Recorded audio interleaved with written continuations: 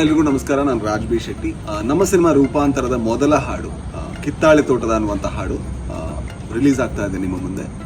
ಈ ಹಾಡನ್ನು ಬರಿಬೇಕಾದ್ರೆ ನನಗೆ ಇದಂಥ ಟಾಸ್ಕ್ ಏನಂದರೆ, ಇದೊಂದು ಜಾನಪದ ಹಾಡಾಗಿ ಕೇಳಿಸ್ಬೇಕು. ಯಾಕಂದರೆ ಇದನ್ನು ಕಂಪೋಸ್ ಮಾಡಿರೋದು ಜಾನಪದ ಥರಾನೇ, ಆ್ಯಂಡ್ ಇದು ಕೇಳಬೇಕಾದ್ರೂ ಕೂಡ ಜಾನಪದ ಅಂತ ಅನಿಸ್ಬೇಕು. ಜೊತೆಗೆ ನಮ್ಮ ಸಮಾಜದಲ್ಲಿ ಒಂದು ವರ್ಗ, ಅಂದರೆ ಎಲ್ಲ ಕೆಲಸಗಳಿಗೂ ಬೇಕಾಗಿರುವಂಥ ವರ್ಗ, ಆದರೆ ಒಂದು ಸಣ್ಣ ಸಣ್ಣ ಬೇಡಿಕೆಗಳನ್ನು ಕೂಡ ಸಮಾಜ ಆ ವರ್ಗದ ಬೇಡಿಕೆಗಳನ್ನು ಈಡೇರಿಸ್ತಾ ಇರಲ್ಲ.